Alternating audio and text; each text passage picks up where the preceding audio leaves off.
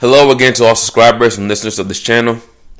This is Obsidian Radio, and again, this will be a video review of Attack on Titan Season 3, Episode 5, entitled Reply. And still another episode that starts out kind of slow, yet remain very intense. And finally, it all ends in a big win for the Scouts, the Garrison, Levi squad, and the people of the walls. Whereas the true royal family and the 4 men who were in their council of the false king in their council room, they've been deposed and basically taken out of power in a bloodless, non-violent coup d'etat. Very interesting episode indeed. So let's check it out.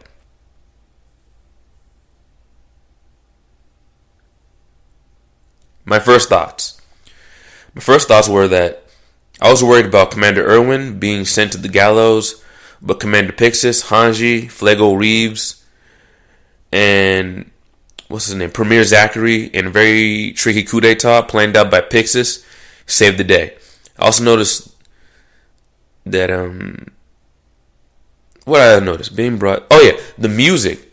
There's some themes in there that were being brought back up in this episode that I haven't heard since season 2. I thought that was really nice. But yeah, so let's get on to it. As far as the plot, so we open up to episode 5 of season 3. We see Erwin Smith kneeling in front of the King's Council. He's doing 2 very important things while he's talking. He's making a plea that he and his scouts did not orchestrate nor carry out the murder of Demo Reeves, and he's persuading the Council of the King to not go after the Scout Regiment. For if they do, then all of humanity will be left without its spear when it comes to defending itself against the Titans or any other threats. On top of that, people might start to go to war with each other if they're not able to work together as a civilization. The Council hears this and decides that Levi and his squad will be apprehended. They'll go after them anyway. The entire scouting regiment will be disbanded as far as they're concerned, and Captain Erwin will be sent to the gallows to be executed. Just as this pronouncement is made, a female cadet bursts into the chamber to announce that the Armored Titan and the Colossal Titan have breached Wall Rose. Instantly, Commander Pixis and Officer Nile give orders to bring in as many refugees into Walsina as possible, until the King's Council says no. The King's Council decides to seal Walsina and leave the inhabitants of Wall Rose to their fate. Commander Pixis and Nile are hesitant until a disgusted Nile, very disgusted and very uncomfortable with this, decides that he's not going to go with that order. And the council is completely throwing back that Nile will go against their orders. Just then, Premier Zachary bursts in the chamber with dozens of armed soldiers, all pointing their guns at the council. He and Pixis were working together the entire time on a ruse. The alert about both the Armored and Colossal Titan breaching Wall Rose was false. And this false alert got the council to respond exactly the way Premier Zachary had assumed they would, and they responded in the way that Commander Pixis was afraid they would. But they both saw it coming. So now, with enough witnesses of the council willing to seal off Walsina, and also the false king being exposed, the council was arrested, and the Scout/Garrison forces had assumed military rule over the walls and over all of civilization. Later, there's an interesting conversation between Premier Zachary and Commander Erwin, where Erwin seems to be very critical about his choices, whereas Zachary, he seems to be almost beside himself with joy that the council of the king and the false king were finally taken out of power. He always hated those arrogant bastards, as he puts it, and he had wished that the council had been deposed of from a long time ago. But it is what it is. Later, Levi and his squad get news from Hanji, both spoken and written in the most recently printed papers, of what happened when it comes to the coup d'etat, and his squad rejoices now that they know they're not being falsely accused of the crime of committing the crime of murdering Demo Reeves, and they're no longer going to be hunted by the rest of the, forces of the civilization of the walls. So, after this, Levi's squad continues on their quest to find Aaron and Historia. Then the scene switches to Aaron, who sees a vision of what looks like a larger, darker-haired Historia brushing her hair in front of a mirror. And I guess it's some type of dream sequence or something like that. Then Aaron wakes up, finding out that he's gagged, chained, and cuffed to a pillar, and Historia is walking forward towards him as they lock eyes, while they're both inside what looks like this giant, crystal-covered cave. And with that, the episode ends.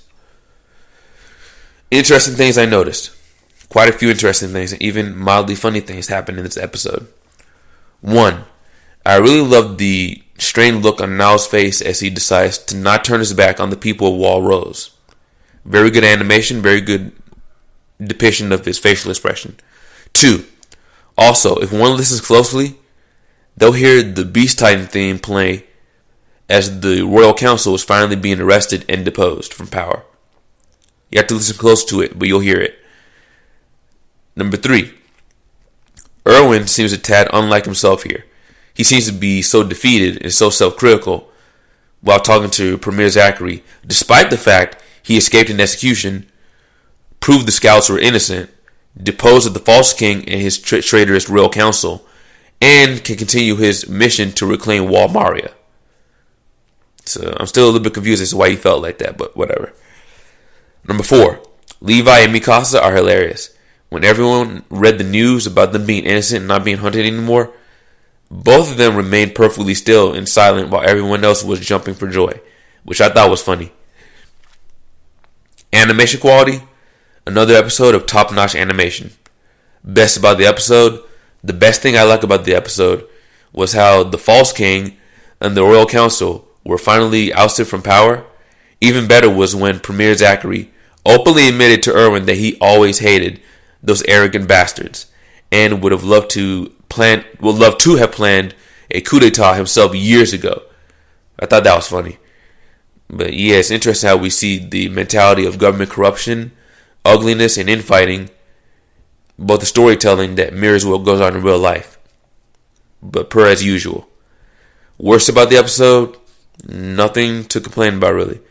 There's less action, but then so what? Still good storytelling and really good arc when it comes to this royal family thing. Government takeover, etc. It's actually pretty interesting when you actually got into it. Not boring at all, like I've said in previous videos. My favorite scene, a lot of people are going to not catch this, but if you go back and check, there's a really funny scene where the council is just being arrested, and I can't remember, I don't know if I ever got his name, but the fat, rotund royal councilman kicks the false king, and the false king wakes up all startled, and I can't remember what he asked him, but he asked him some weird question like, where's all the food, or is it dinner already, or something like that. And it's like, so the false king wasn't even doing anything. He was there basically just kind of asleep. And I thought that was funny. So he wasn't paying attention to anything. He was just sitting on the throne, just leaning in, not really paying attention to anything. Until finally someone kicks him and tries to wake him up. I thought that was funny. As far as a 1 to 10 score, I give this episode a 9 out of 10, easily. Again, 1 point because, again, it's not a whole bunch of action, but there's enough action and enough going on that the episode was still interesting to watch anyway. And as far as the overall summary, I really appreciated how this episode went along, and especially how everything ended. Niall, Commander Pixis, Commander Erwin are all really great guys who are clever, convicted, and honorable men that anyone should be glad to have on their team. The way they all won, not just for Aaron, not just for the scouts, but for the people of the walls, was really, really heartwarming in a way. Very good teamwork. Oh, and Premier Zachary was awesome. His demeanor and attitude towards the Royal Council was awesome, yet so honest. So I couldn't help but agree with him that whole fake royal court family, or basically royal court, really did come across as a bunch of pretentious douchebags. Just really arrogant, control, freakish, and condescending. So him having a strong dislike for them, totally reasonable, totally understand where he's coming from. The royal court was disbanded. Flego was printing and distributing the news of what's happening, so good job, Flego. Levi's squad was rejoicing. And finally, the end scene where Aaron and Historia finally see each other again, awake and eye to eye. All of that was really nice, a really good ending, and a really good setup for the next episode.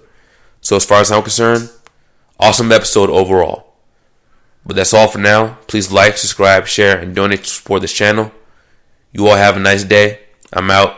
Peace.